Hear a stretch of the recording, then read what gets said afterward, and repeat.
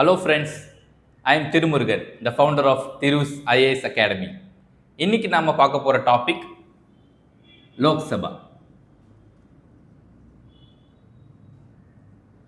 பார்லிமெண்ட்ல ரெண்டு ஹவுசஸ் இருக்கு. ஒன்னு லோக்சபா, இன்னொன்னு Rajya Sabha. When we have two houses for making laws, அந்த கான்செப்ட் நம்ம என்ன சொல்லுவோம்னா பைகேமரலிசம். இரு அவைகள் சட்டம் எழுதுவதற்கு மத்தியில் இருக்கக்கூடிய சட்டம் இயற்றக்கூடிய அமைப்பான பாராளுமன்றத்தில் இரண்டு அவைகள் இருக்குது. ஒன்று லோக்சபா, மக்களால் தேர்ந்தெடுக்கப்பட்ட பிரதிநிதிகள் இருக்கக்கூடிய அவை, அது மக்களவை என்று அழைக்கப்படும். ராஜ்யசபா மாநிலத்தில் இருக்கக்கூடிய எம்எல்ஏக்கள் தேர்ந்தெடுக்கப்பட்ட பிரதிநிதிகள் இருக்கிற இடம், அது மாநிலங்களவை என்று அழைக்கப்படும். அந்த ரெண்டு ஹவுசஸ் இருந்து லா மேக் பண்ண அது பேர் பைகேமரலிசம். இன்னைக்கு நாம லோக்சபா மட்டும் பார்க்கலாம். லோக்சபா மக்களால் நேரடியாக தேர்ந்தெடுக்கப்பட்ட பிரதிநிதிகள் இருக்கிறதுனால it is called as House of the People or House of Commons. Lok Sabha is a temporary house. ஏன்னா every 5 years once Lok Sabha will be dissolved and the elections will be conducted freshly, newly. இப்போ இருக்கிறது 18th Lok Sabha. First time 1952ல general elections conduct பண்ணி first Lok சபாவை அவங்க உருவாக்குனாங்க. இப்போ ரீசெண்டாக நடந்த 2024 தேர்தலில் 18வது லோக்சபாவை நாம ஓட்டு போட்டு உருவாக்கியிருக்கோம். அது 5 வருஷம் மட்டும்தான் செயல்படும். 5 வருஷம் கழிச்சு அந்த ஆட்சி கலைஞ்சிடும். இந்த லோக்சபா தேர்தலில் எலெக்ஷன் மெத்தட் பேர் என்னன்னு கேட்டீங்கன்னா first pass the post.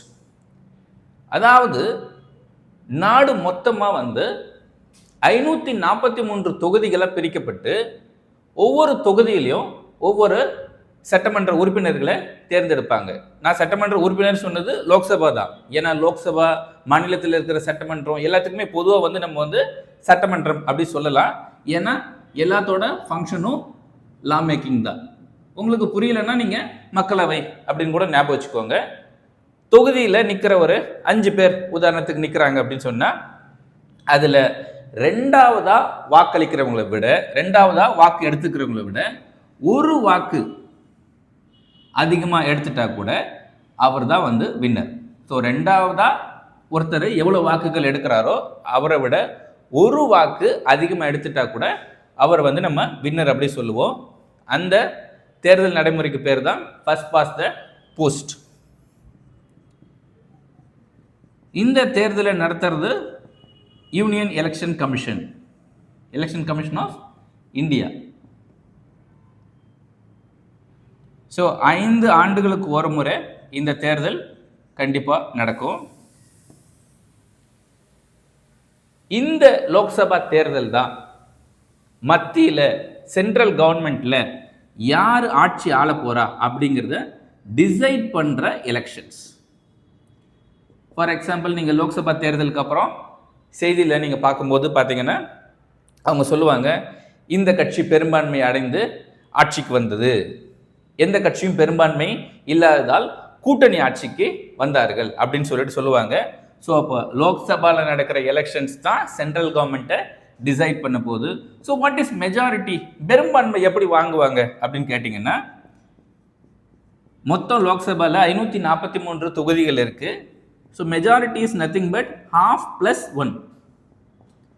So இப்போ 543 2ஆல் வகுத்துட்டு 1 கூட்டினீங்கன்னா 272 தொகுதி.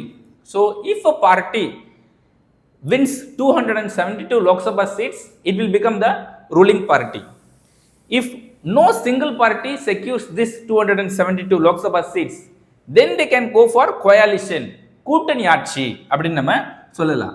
ஸோ தனி பெரும்பான்மையில் ஆட்சி அமைச்சாலும் சரி, கூட்டணியில் ஆட்சி அமைச்சாலும் சரி, பார்லிமெண்டரி ஃபார்ம் ஆஃப் கவர்மெண்ட்டில் நீங்கள் சென்ட்ரல் கவர்மெண்ட்டில் நீங்கள் ஆட்சி பண்ணணும் அப்படின்னு சொன்னால் மக்களவை லோக்சபா தேர்தலில் நீங்கள் அந்த பெரும்பான்மையான 272 தொகுதிகளை எந்த கட்சி ஜெயிச்சிருக்கோ அவங்க தான் வந்து ஆட்சி ஆளுவாங்க.